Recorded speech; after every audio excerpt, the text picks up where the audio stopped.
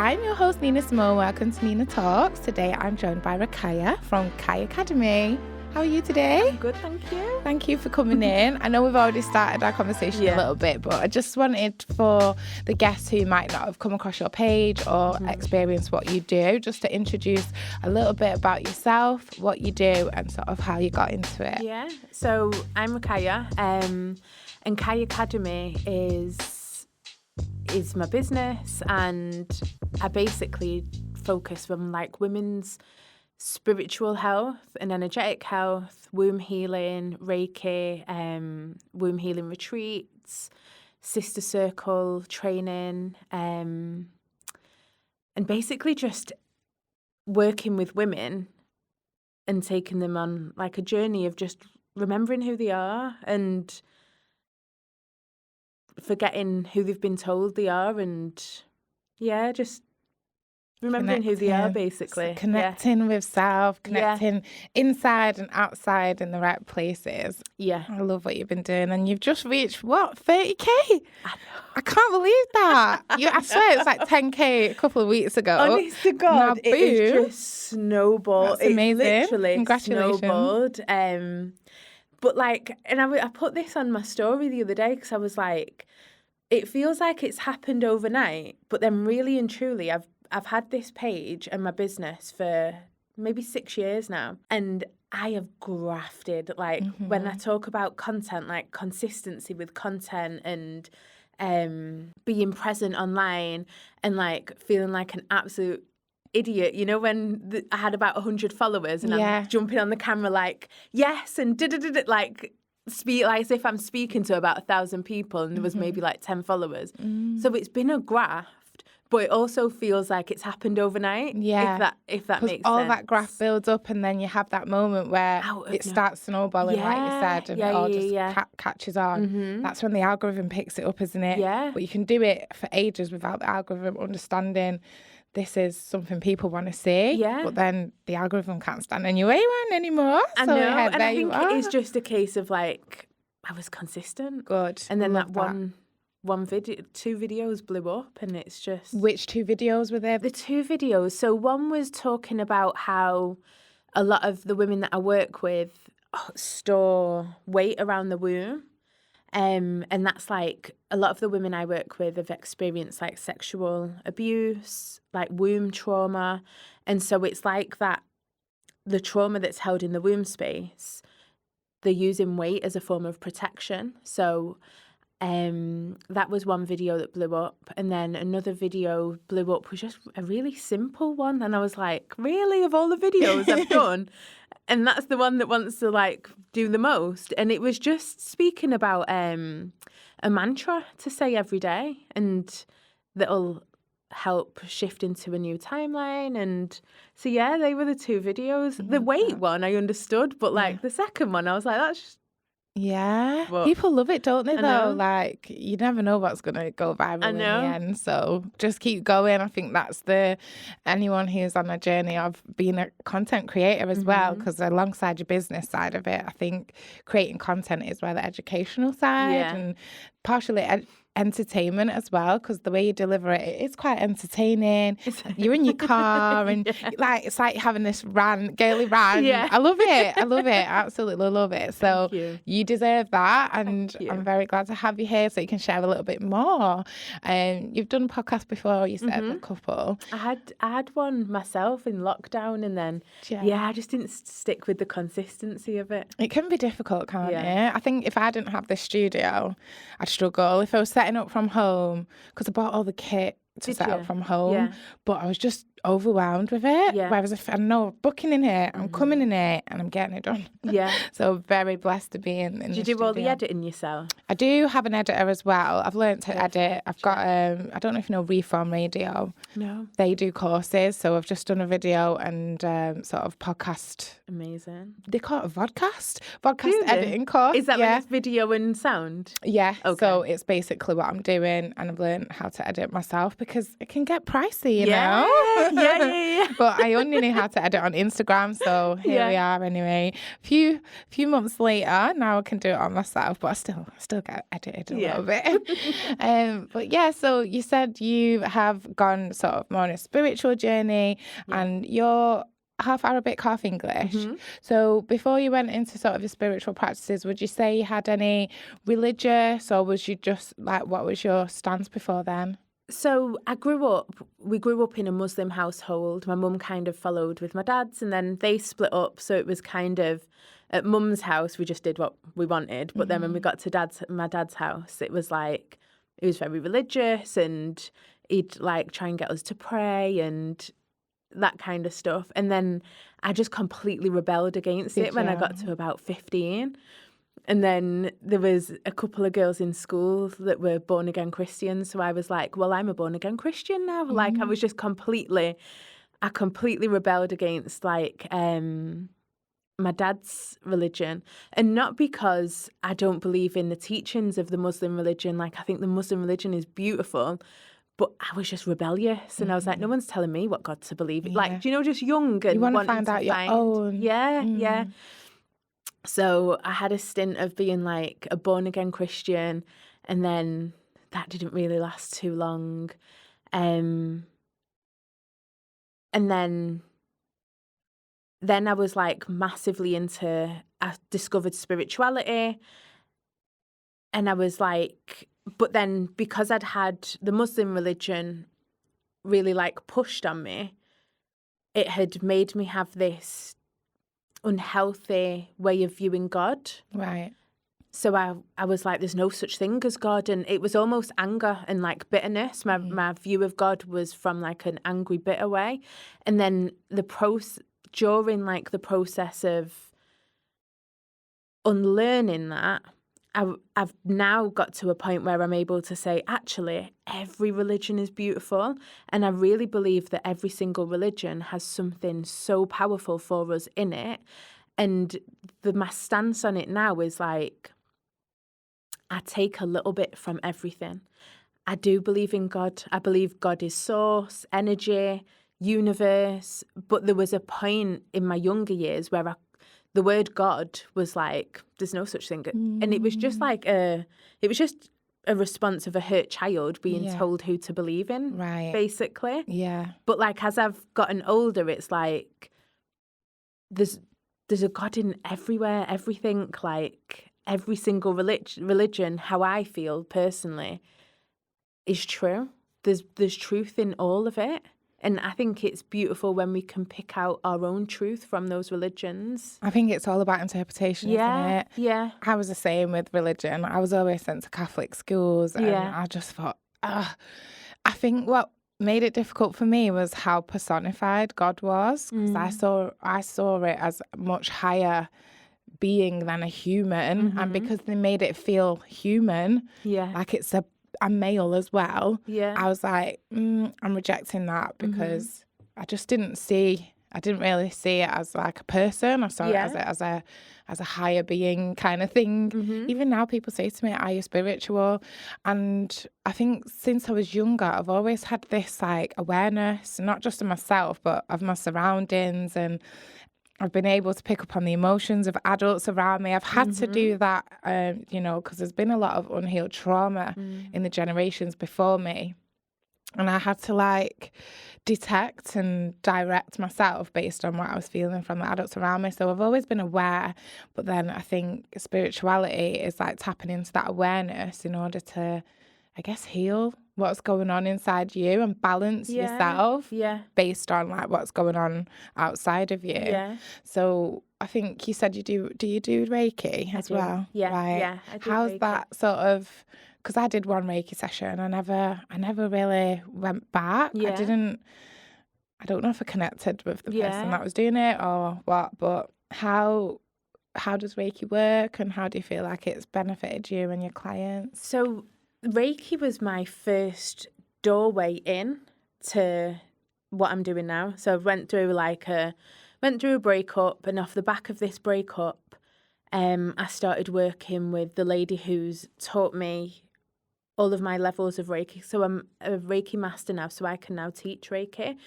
But I started having sessions with her, and Reiki it's played such like a major and like powerful part in my journey and getting me to where I am and who I am now.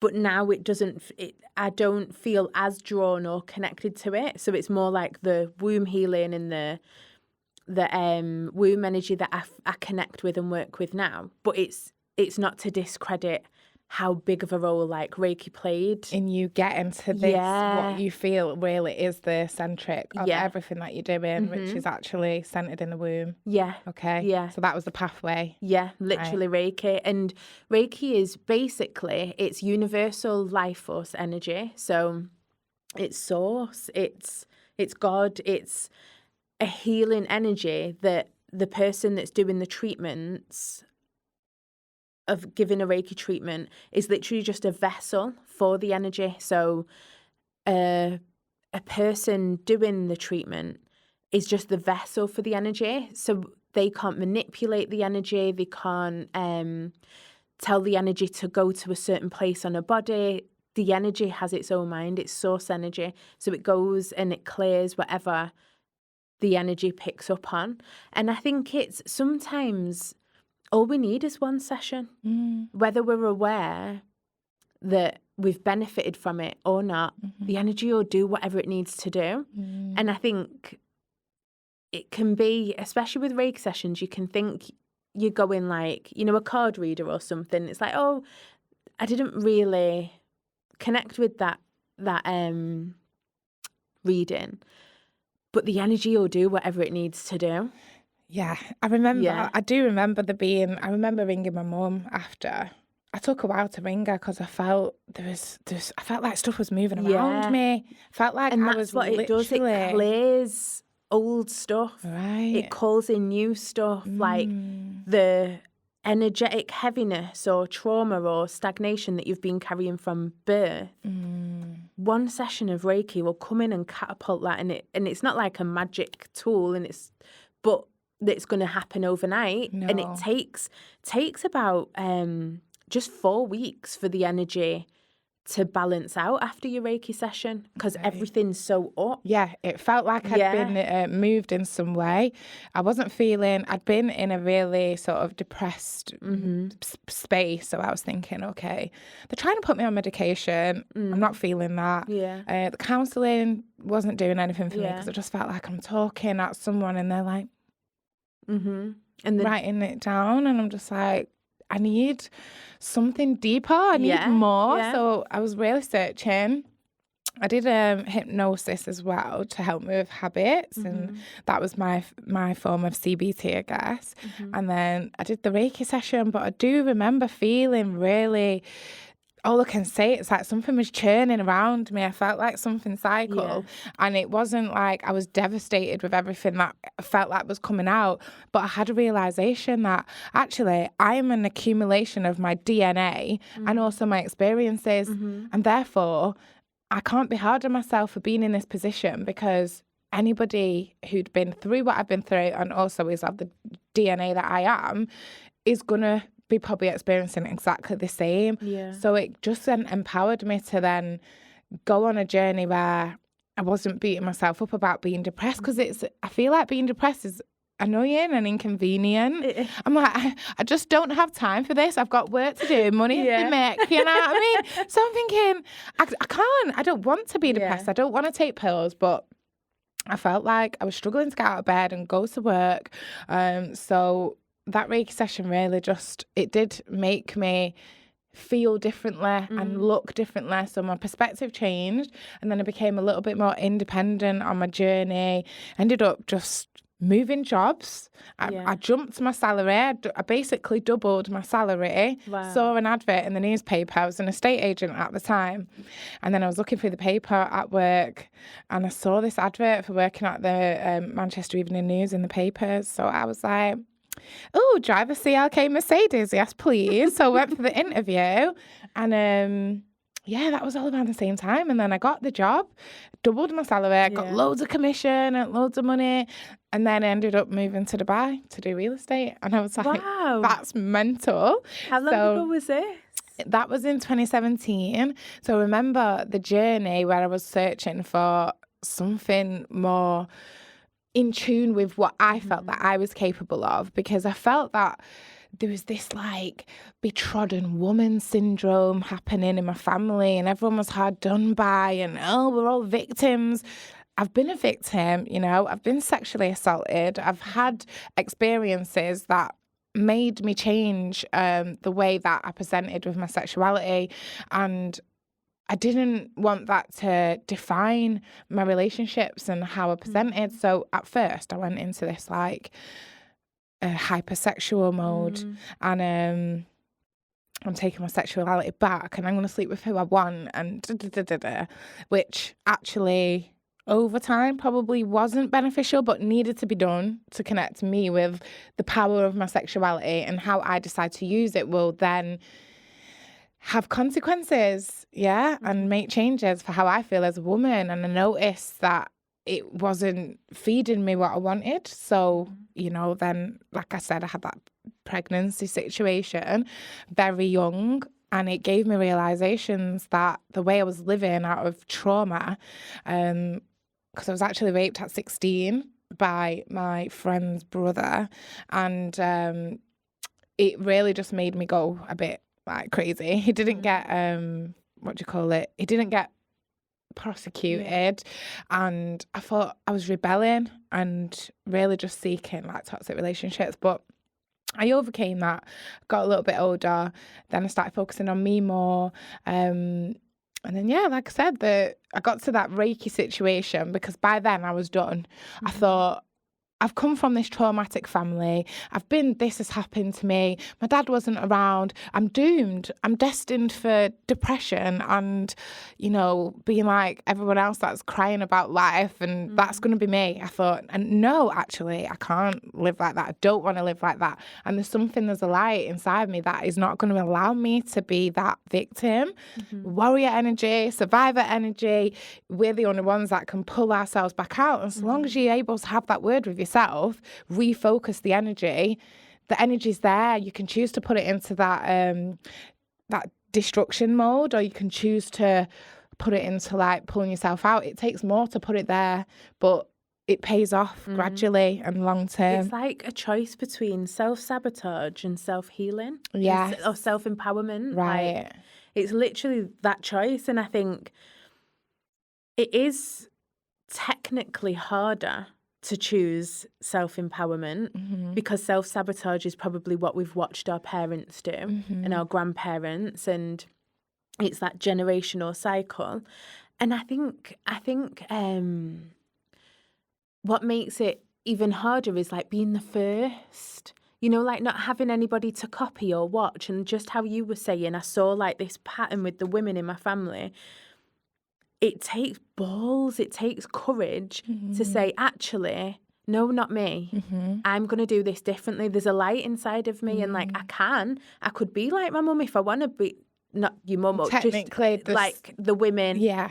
I can do that same pattern, but I'm looking at the women in my family and where has it gotten them? Right. Like, nowhere. No. So I think it takes balls, it takes courage to be like, no, this stops with me. Yeah. Because we can do the self-sabotage, and I don't know, I really feel like our generation, because how old are you? 34. Right, I'm 35. And I feel like our generation have really been called to make changes. Yeah. And I feel like the generation before us, so our parents, they just didn't have the capacity. They were in survival. Right. And I feel like our generation, we've had partially survival. We could have went down the same route as our parents, but there's been that light, that something in us that said, nah, no, I can't go out like, we can't go out like that. Like a calling. It feels like a calling, doesn't it? And then I feel like the generation after us, so our children, and I'm getting tingles, there's something magical about them, you know, and because they're being raised by us who know better now. Our parents didn't know better. They've been equipped and given messages that we have had to find, we've had to seek. And then we've been in the information age, us, and the technological age. So it's meant that we've got this massive span of world knowledge at like our fingertips. Literally. And I think that's the difference with us because we've known life without the internet. Well, you know what I mean, without social media. But obviously there's a lot more information available to us if we seek it. And I always say we were like the dumping ground, and we're here to break those cycles. And I think I always call myself the black sheep of the family because I'm ready to put myself out there and do things that haven't been done. And I think just having the experiences that I have done, being the only one to leave the country, to go uni and do all those, you know, typical things that I just felt like I wasn't destined to do based on my start in life. It showed me that the book, the one size doesn't fit all, and you can break that mold and you can take the lid off. You can unlearn that limited belief system. And I think it's so important to retrain yourself. And I think when you reach, I don't know about you, but when you get to like mid-20s, there's almost a rebirth of the mother in you, and you have to learn to become your own mother to the young adult that you've become as a product of the first cycle of life. So I remember that vividly. That's when I actually moved and left the country. I was 25, up sticks on my own, went to Dubai. Wow. My mum and my brother came out with me for a week, and then they got off, and I was like, I'm out here on my feet, learning, living life. And it showed me so much. It's an invaluable experience, isn't it? Yeah. Like traveling. Do you travel much? I love traveling. Okay. And I think what would have been so like amazing for you at that point was your mum was physically not there, so you had no choice but to allow your inner mother to step up. Yeah. So I'm not surprised that feels like such a monumental, like transformational, like my inner mother stepped up for me. That's amazing. I had to make the choice because to go there, it was like, do you really think you can do that? You know the job is commission only. There's all this like doubt noise, and I was just like, I just didn't have any. My brain was like, no, I'm doing it. I'm going. I trust myself. I trust my instincts, and I trust my ability to make this happen and make it work. And I did for a long time. Then I ended up coming home, having my little boy, who's now 6 years old. So yeah, I learned so much out there that you just can't learn, you know, from a book, for example. Yeah. Had a little break, we're back in the room, and we're going to talk about pleasure, female pleasure, because we are now entitled to do that. So there's a few things we're going to touch on. You can lead, but I want to remember to talk about the throat and the connection. womb connection. Yeah, because I found that fascinating. So talk to me about how your information and your learning on this spiritual journey of connection has actually affected your womb health and your ability to experience pleasure as a female. So for me personally, it was healing from my miscarriage that I hadn't when I lost the baby all those years ago. I wasn't equipped to do I wasn't able. I think it was too heavy, it was too painful for me to fully like go deep into the loss and the pain of it. So I almost just suppressed, I shut down. And then it wasn't until I started doing Reiki and tapping into myself in the way that I do now that I was like, actually, I haven't let go of this miscarriage. I haven't even begun to process it. I've just shut it away and been like, well, that happened. All right. Try to lock it down there. Literally lock it down. Yeah. And that's what got me onto this womb healing path, womb healing journey. Because I was like, I think I was meditating, and I'd come across like somebody that had been speaking about, you know, meditating with your womb and that kind of thing. And I'd put my hands on my womb space, and this was the very first time I'd even acknowledged that, like, oh, my womb's like, I know it sounds so silly, but my womb, I'd never thought about like, oh, my womb, it's just my tummy. Right. And I was doing this meditation, like just breathing into my womb. And I just was in floods of tears. I'd like connected with my womb for the first time, and I was in floods and floods and floods of tears. And I was just journaling, and it was all about like this miscarriage and how I'd been treated from the person that I was pregnant to, and how that had made me feel like shameful or something to be hidden, and all of those emotions that were still like really rooted and like present in me 10 years later from this miscarriage that I'd had when I was in my early 20s. Were you single at that point? Yeah. Right. Yeah, I was single at this and point. It allows it to be louder. You can hear more, can't you, when you're on your own? I just wanted to ask that. Yeah, I was single. Yeah. I think this was about 5 years ago. I was single. And it was just, I was in this really like hermit meditation, just me journaling, like this really like healing space of just going inward. And I know that sounds dead cliche. No, I get it. It's reflection. Yeah, I always call it the mirror work. Like me, the mirror. And I had 4 years of that myself. And it was nothing. I was no outside business going on, no relationship, celibacy was there. Yeah. And I just felt like I was forced to reckon with what was being built up inside me, and I had to come face to face with those emotions. And as much as it was a healing, I had to sit with painful emotions and come through them, but really feel them first, because I'd done what you was doing. It's like an autopilot thing. And having my son, it kind of gave me that window of, okay, I've got time to sit with myself now. What do I do?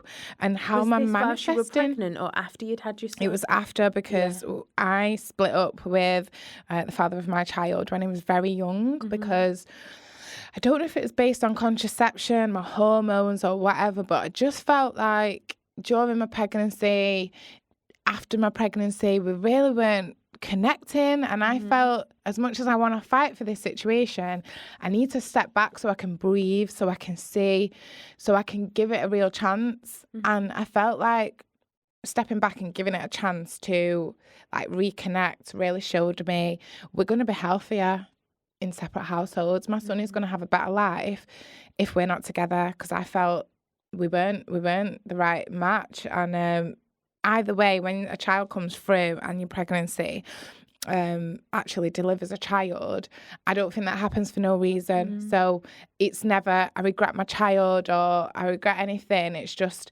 things happened that way for a reason, and I was really forced to sit with myself, because I'd broken up with someone that I loved, deeply loved, and really wanted to, you don't want that cliche being a single mum, especially like being black as well. It feels so cliche. I thought, oh, I'm going to be that girl.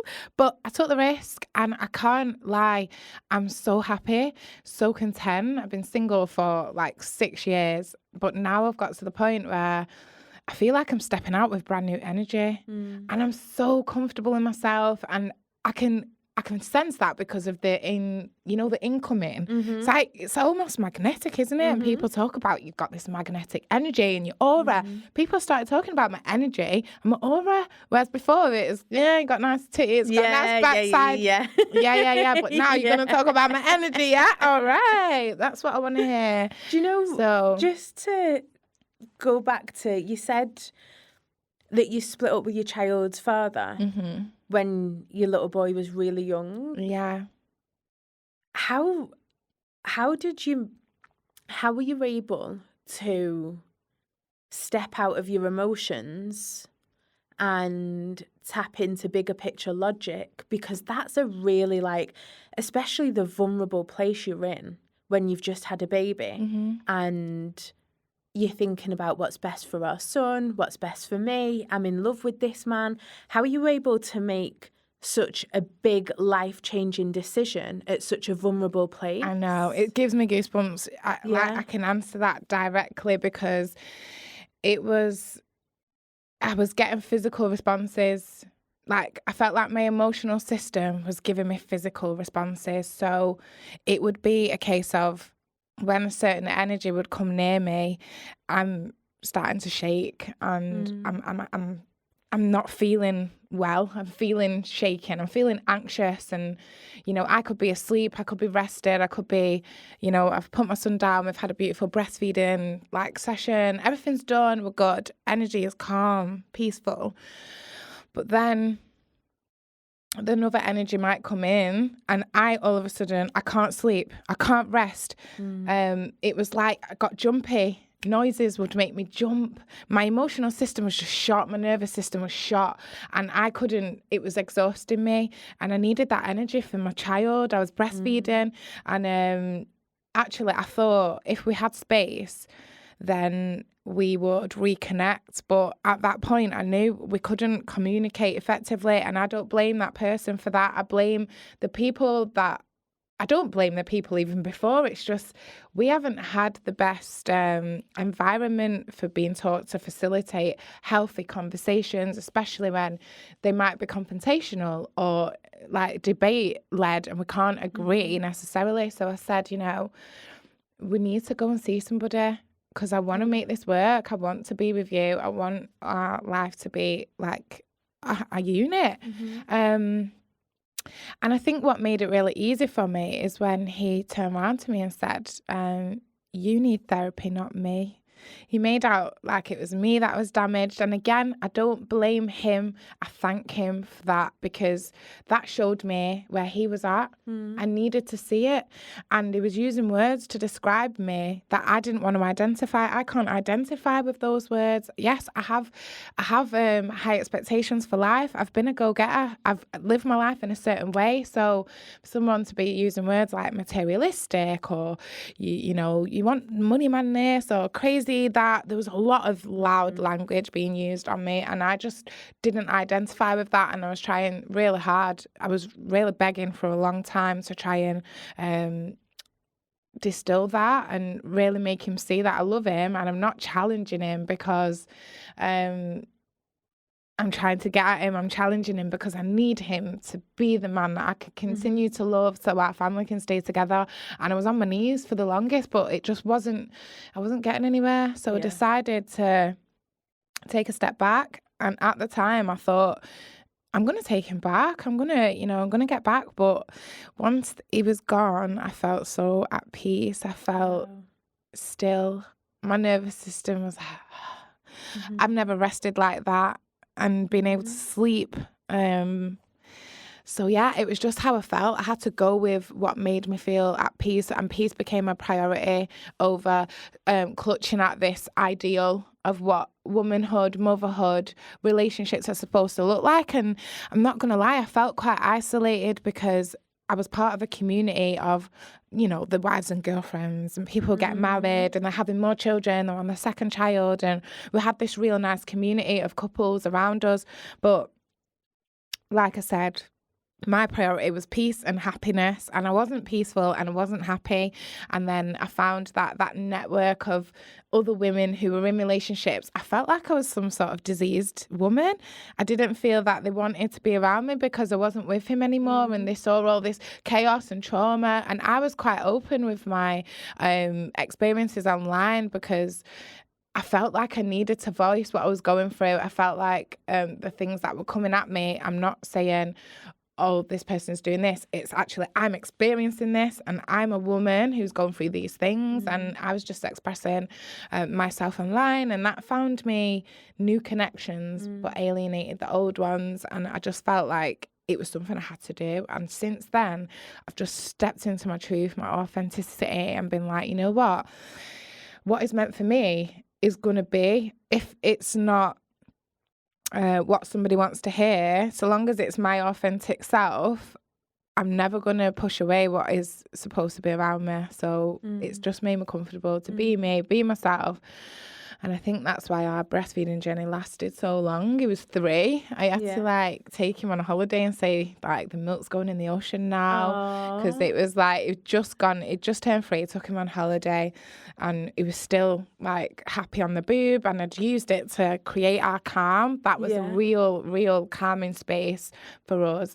And so yeah, we just sat on the beach one day and I was like, right, the milk's gone back to nature now, and it'll only come back if another baby comes. And he just like sat there, we watched the sunset, we let the milk go, and then that was it. He never asked for it again. That is so beautiful. And he told people that story. He was like, my mummy's milk went back in the ocean today, back to nature. And I was like, he took it. And I thought it was And he understood it, and he never asked, like... No, he just kept...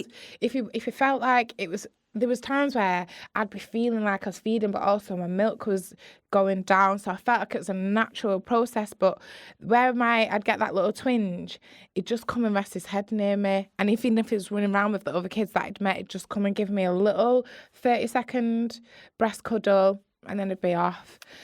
It was something else. Honestly, something else. So, yeah. That's amazing. That's all I can expect. To answer your question, it was like emotionally triggered because I was feeling like triggered all the time, and I didn't have the energy for it anymore. So I had to I went into a rest period. I took a break, and I thought, let's just see where that break takes us. And it took me to this permanent place of co-parenting now with someone who feels like happy. We've got a happy connection. We share time equally. He spends time in both households. He loves both households. He's happy to come home. He hugs the cushions and says, I love my house. And, he's excited to see his dad. He's excited to see me. And, we have a much better relationship now. We don't have those expectations of each other that cannot be met. I think I respect him again, which was something that I couldn't say at the time. So I'm just really grateful for where we're at and how, people say this importance of, they call it broken homes. Yeah. But I would have felt like the home that we were in was more broken because it was turbulent, it was noisy, there was altercations, and I've got my son in my hands and it was too loud. And I thought, that's a broken home, in my opinion. Where we're at now, he's got 2 secure homes with 2 secure parents that are very happy. And also it gives me time to fill back up, pour into my cup, but also to look into like giving myself some pleasure in that field again, because I've not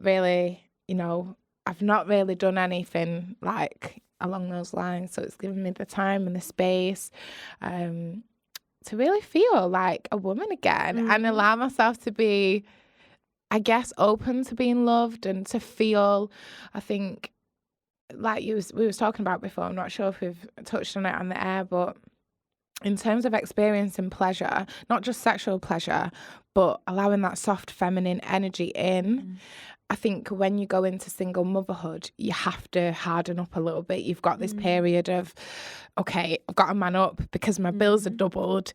I've got to graft to overcome that hole that is a financial hole, really. But you can't be in that soft mum era where, unless you like financially looked after. So yeah, I really went through that hard girl era for some time, and now I'd say I feel like I'm at a point where I can sort of come through it and I'm able to experience and feel my body again. And because I've given myself such a long time, I can really feel. That's the only way I can describe it. I can feel, and it allows me, really guides me and allows me to make decisions. And I've had, men present themselves to me who seem like amazing options, and on paper, tick, tick, tick. But something inside of me is just like, I can't sit with that for some reason, and that's guided me to a place where it's like, oh yeah, this is where I'm supposed to be, kind of thing. So happy. And leading on that feeling, like, leads nicely onto the whole pleasure aspect. And I think when we've experienced, you spoke about being sexually assaulted. When we've experienced something like that, we shut down in our body, like that suppression that I was speaking about, like with the miscarriage, I should just suppress the emotions. The more we switch off how we feel, the more we can't feel our body. So a lot of the times, women that have experienced some sort of like sexual trauma, they don't feel worthy of pleasure. They don't feel good enough for pleasure. They can't even feel the body, like the physical body. There's a numbness in the nipples. There's a numbness when they're masturbating. Like there's a shutdown. Right. Like exactly that. Do you think that's got something to do with the fact that obviously if something sexual is happening to your body, it's hard to then disassociate because there's a stimulation of your sexual organs. So you're trying to block that because it's an assault, but your body has its own thing to deal with. Do you know what I mean? So do you think it's got anything to do with the fact that there's a stimulation? 1000%. And I think what happens is we can have sex or sexual experiences with a beautiful, healthy partner and it be like magical and it be so like magnificent 1,001 times and it can feel safe, but our brain is like hardwired to detect danger and to show us that this has happened and this is how it will happen again. And it's hardwired to like, it's fight or flight, isn't it? It's like our brain is hardwired to protect us. And so when we experience, even if it's just that one time of sex or sexual experiences being traumatic, and trauma is like, it sets off all these alarm bells in our brain, in our body. And that one time, even if it's just the one time, can override every other experience of our like sexual experiences. So we shut down. And I think the way of like reprogramming that is like looking at, what does sex mean to me? Where are my beliefs from sex coming from? Are they coming from the 10 times that it's been a beautiful and healing experience, or the 3 times that it was a traumatic experience? And like, what are those beliefs? So when someone touches me, do I feel safe in their touch? Do I feel worthy of the pleasure that I can feel my body reacting to the touch? And also like something, and this is going to be a hard topic to touch on, but something that comes up a lot in the sessions I have with women is when they have experienced that sexual trauma, the body's responded in a way that they feel guilty for. So the body responded, even though they didn't enjoy it, they might have gotten wet. The nipples might have hardened. They might have felt pleasure, like the clitoris might have swelled. Like the body responded the way it would, regardless if the consent is there. Yeah. And that real creates like so much shame and guilt and confusion. And there's so much that goes into it. And it is like, it's not an easy topic to talk about. And like, it will probably trigger a lot of people that are listening to it. Yeah. But it's a very real thing that comes up in so many of my sessions and I work with women, so I'm just speaking about women. But women just can't comprehend, and they hold all this shame and guilt of like, somebody was hurting me, somebody was violating me, yet my body responded as if it was being pleasured. Like, so you're trying to tell your body, what do you think you're doing? And it's a very complex sort of, what do you say to those women? How do you deal with that? I think each session's different, and like how I would respond to it would be different for each person. But I think our body is like physical. It's responsive, like, and there are times where our body has its own mind. Like, if my nose starts running, I've not gave my nose the okay to run. Right. Do you know what I mean? Like, if somebody brushes past my nipple now and it responds and it goes hard, even if I don't know them and they've just brushed past me, that's my body having a response to a sensitive, like a sensitive area being touched. Right. So It's a hard one. I do think our body, as much as we can connect with our body and we can link our mind and our body and our energy, I do think there are certain things that our physical body will just respond to, whether or not our mind and our emotions are aligned. Mm-hmm. In my opinion. Yeah. I can't say that's like factual but that's the only way I would be able to rationalize it. Like, our physical body will respond in a physical way sometimes. I wish there was more studies being done on this. Yeah. I'd lie down and let someone stimulate me and find out what was going on, even though I'm not pleasured by a robot. Like, just do something and find out what's going on. See how I feel? Do you know what I mean? Yeah. The research in women's health and their body autonomy is quite minuscule, but I'm just glad people are doing the work. Yeah. And I think something I found really interesting on your wall was the connection between womb and throat. Reason being, because when I'm starting to feel aroused, my throat starts to get this, like, it's almost like a purr. My throat changes and it's like something soft at the back drops. Yeah. And it kind of prepares me for whatever, but I noticed a change in the vibration here. So can you tell me a little bit more about what you know about that connection? Because I've only ever felt it. I'm like, ooh, what's going on here? And do you know what's interesting, though?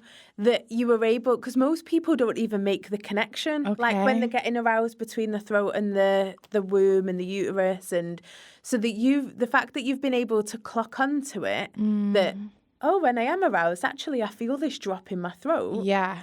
Most people don't even notice that. It's just right there. It goes soft and it feels like the vibration, like my voice changes. And I feel like at any given time walking around in the day, not being aroused, I'm not going to want to perform oral activity. Yeah. But when my throat starts doing that, it's like, okay, I want to use my mouth. Do you know what I mean? So it's kind of like, that's how I realised it's like, I could do that right now. Yeah. And that's how I knew there was something There's a link like going on. Yeah. And do you know what it is? It's because when we're aroused, we relax. So when we're scared, we release cortisol. I can never say cortisol, which tenses us up, which tenses our muscles, and closes and shuts us down. When we're relaxed, our body opens up, and then this link between our womb and our throat is if we relax our throat. So during sex, when we're like moaning, and if you notice, like the groans are quite deep. You're saying like your voice changes, it drops. There's a deepness to your throat. There's a huskiness, and the same when you're giving birth. They tell you to, instead of like making noises from your head, do it from the base of you to like push down with your voice. Yeah, like the sort of it was like more like a that's all I can describe it. It's a humming noise. I was like and you have to breathe it. I think a lot of it's breath work, allowing yourself to feel that, because like if you're going the shallow breaths, the shallow breaths aren't breathing down into your womb space, whereas if you're going the breath is literally going from your throat all the way down and opening up your womb, opening everywhere, like pinging. If you could see it, it's like ping, ping, ping, ping, and the opening. The more open we are, the more we can receive pleasure. It's like waves. I experience it as like a wave. It goes. Obviously, the deeper you breathe, the bigger the wave gets. And then for me, that was passing through into surges. I wasn't calling them contractions. I was calling them surges and waves. And I had a beautiful experience. And I was in labour for a long time. But I had the tunes going and stuff. But sorry, I went on to distract. No, it's okay. But it is the throat and womb are connected from nerves. Okay. And what it is when we are... Say, I can't remember how far But when a woman's carrying a baby, and like say you're being made in your mum's womb or I'm being made in my mum's womb, the throat and the base of the spine, I think it is, are created and they're like this. They're very close to each other. So they're the two things that are like tallying up with each other. So like there's the top of your body and the bottom of your body, and the spine isn't there yet. So the nerves at the nerves at your womb, the pelvis, and the nerves at your throat are like side by side. Right. And as the fetus starts to grow, there's more and more space between here and here. But those nerves stay the same. So that link, those nerves, and there's another, it's not just nerves, I think it's muscles as well. Like but I don't know I don't know them. like the full science of it or the full terminology of it. But that's what links the throat and the womb. Right. So like when a woman is giving birth and she's in labour, doulas, midwives will say, relax your jaw. Because when we tense here, tense your jaw now, can you feel a tenseness in your pelvic area? Yeah, 100%. There's that link. So when you... Oh my God. It's crazy, Try isn't that, it? ladies. Yeah. Because for real, this is, even if it's just food for thought, look into it. It's super interesting. Wow. Yeah. That link like between your throat. So when you're having sex, if your mouth's closed, your yoni's shut. You're tight. You're not relaxed. Whereas like if your mouth's open and you're breathing deep, opening up your throat, your yoni can open up, your womb can relax. Like all of that area can relax and vice versa. It's such an interesting concept, isn't it? Yeah. I think as I've got older and, like I say, had periods of like long celibacy, having had an experience where I was just having sex feeling like I was pleasuring them, because I wasn't getting pleasure myself at one point. I was like, could go years and years and years without orgasming, let alone, you know, this squirting. I don't know what the proper term is, but that just never happened. But I think now I've got to the point where it's like, right, I'm only gonna have sex in the way that pleases me. Like, obviously it's got to be a joint thing, but I'm actually gonna like let myself get into it, and I'm gonna try and experience what I want to experience. I'm not doing it for show.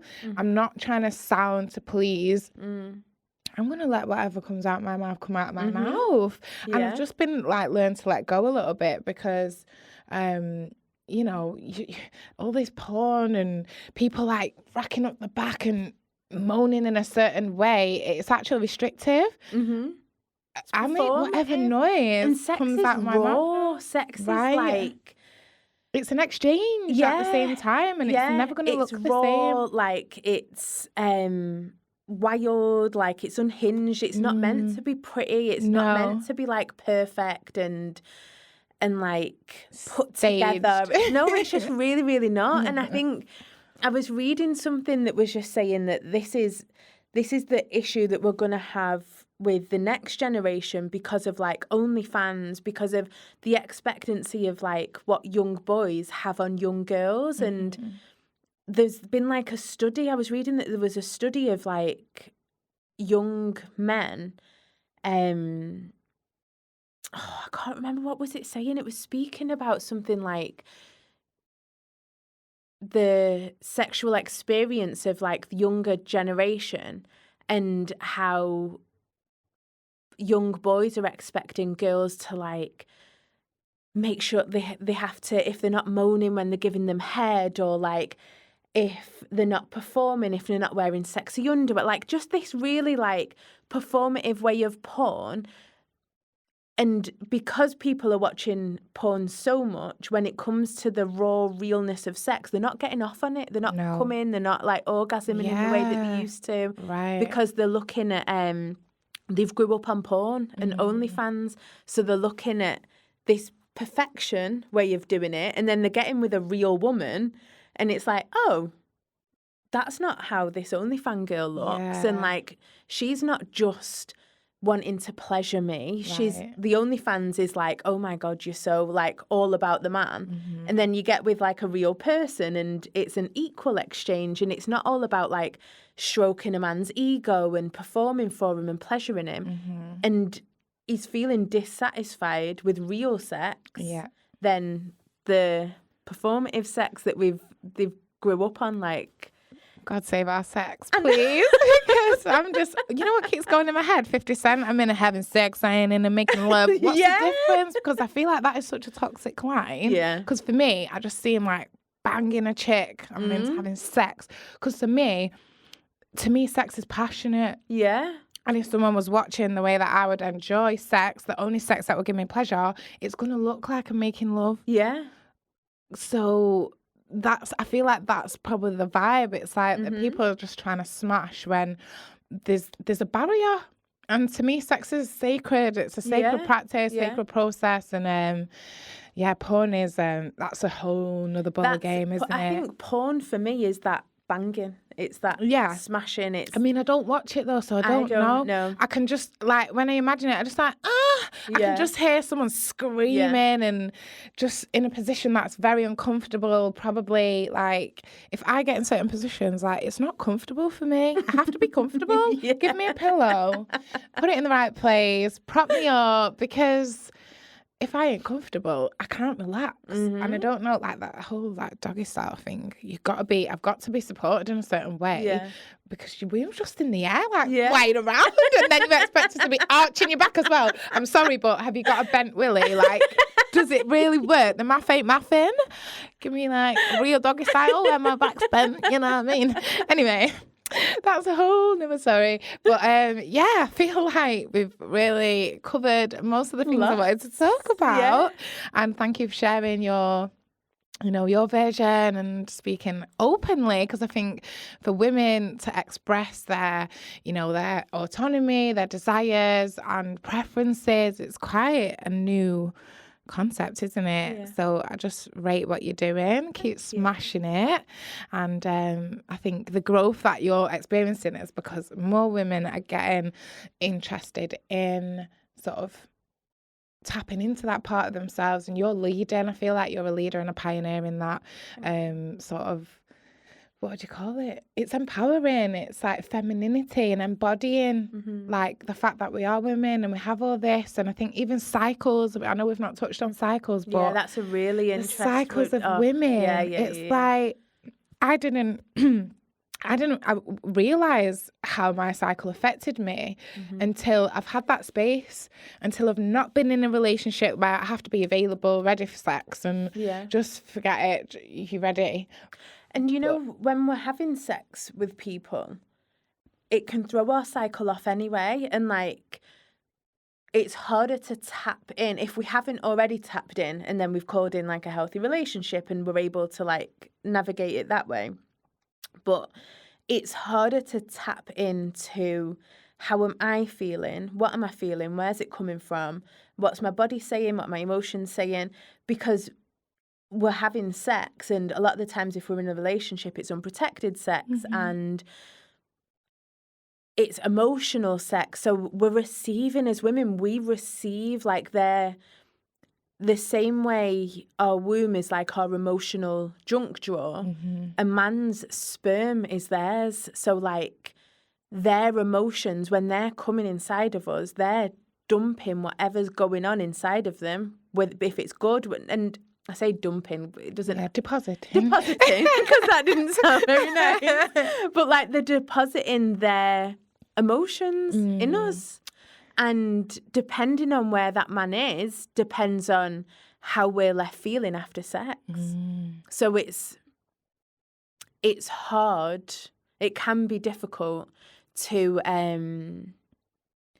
be able to tap into yourself and know where you're at in your cycle and how you're feeling emotionally when you haven't done that prior, and then you're sleeping with somebody and they're throwing off your emotional cycle. It literally is a cycle, isn't it? Because it's like disturbance. And I've very recently only like got back in that sort of been dating for a while, single, celibate for ages, started dating, and I've only just gone back into like having a sex life basically. And I've just realised how, I guess, volatile, delicate I am. And I'm just like, oh, this is all fragile. I'm fragile here. But it's about balancing it out and just having the conversations. And I feel like even just talking about it and having someone mature enough to understand and work around it, it's like, I just feel more at ease with it. I feel better. Whereas, before, it's like periods have been inconvenient. I've took pills to stop my period coming. All of that stuff, you know what I mean? I would never dare do that now.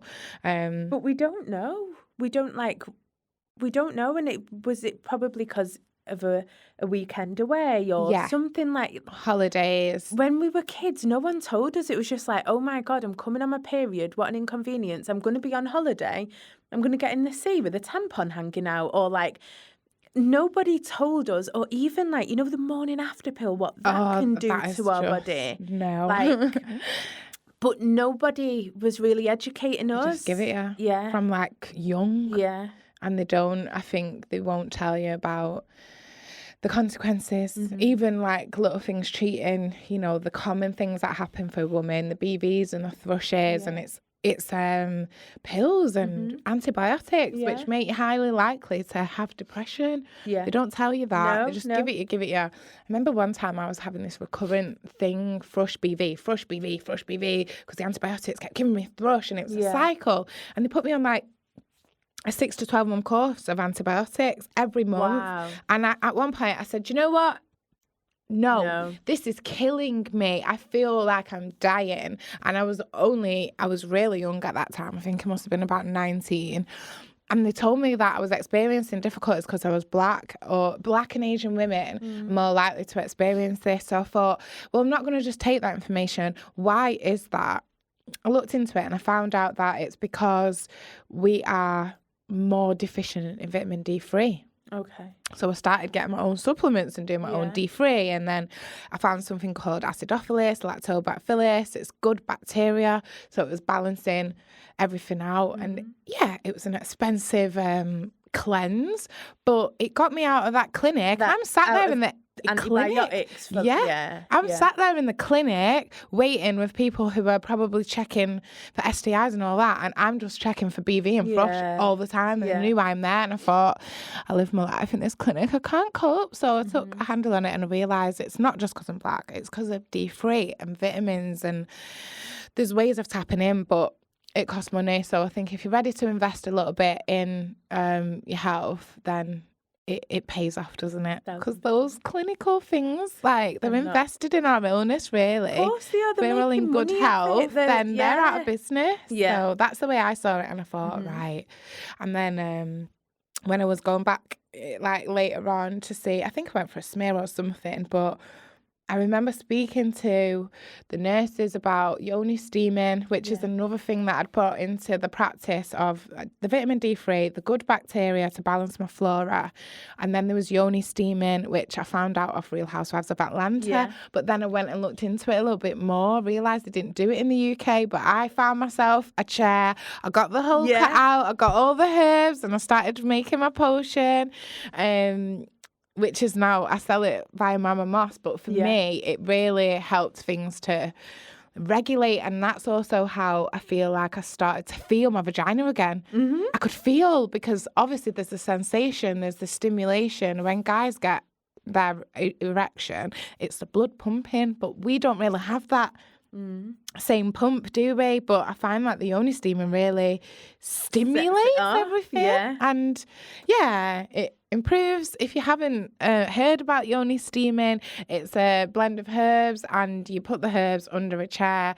It goes nicely into your vaginal canal. It cleanses, it moisturizes, stimulates. And for me, that just kind of heightens like my experience with my vagina, and it's really a good thing to look into. And every time a woman comes for a yoni steam with me, if she's got a partner, she'll be like, I don't know what it was. I just went home and I really wanted it. I was ready and I had the best sex I've ever had. It's that blood flowing. It's the connection to our yoni. It's like the awareness. It's bringing our attention to it. And I think it's like looking after our yoni and then clearing our womb, because it clears the steam and the herbs clear our womb. So then if you think about like when you feel lighter, when you feel healthier, you feel more sensual, don't you? And it's that process of like cleansing our yoni and like allowing the steam and the herbs to move through our womb. Right. We feel open. And it's like I feel like the focus of doing that, because we go and get our nails done, we go and get our hair done, we do our lashes, we do a lot of things, but do we ever put attention down into the most important part of our womanhood? We would do it maybe like a wax. Right. We do it with a wax, but it's not emotional. Which causes a lot of pain. I'm not into that, so, you know. I'm navigating through a sex life and having to, like, keep the hair at bay. I'm like, oh, my yoni was just happy and hairy. I was happy and hairy. And now I'm, like, whipping it off and screaming out the salon. When you've got, like, full of hair. Hey, yeah. First time I was like, oh, shit, I've got to get a whole razor out. What the fuck? Taking up 2 razors. Seriously. If I could chop my little boy's hair when you celebrate, honest to God. My vagina was happy. It's the life, isn't it? She was Skin happy. Smooth, no razors, no nothing. But then you start glowing, don't you? And it's like it's radiating out, so you're going to start calling it in. And we have to call it in and call it a day as much as I could keep you. I know you've got parking to get back to. I hope I've not taken you over, but thank you, Rukayah, for coming in. Thank you for having me. I've had a beautiful chat with you, beautiful experience, and hopefully the women watching, or even the guys watching, will learn a little something about women and their bodies. Tap into the most important part of your body, your woman's body, because it really is what makes the world go round. Yes.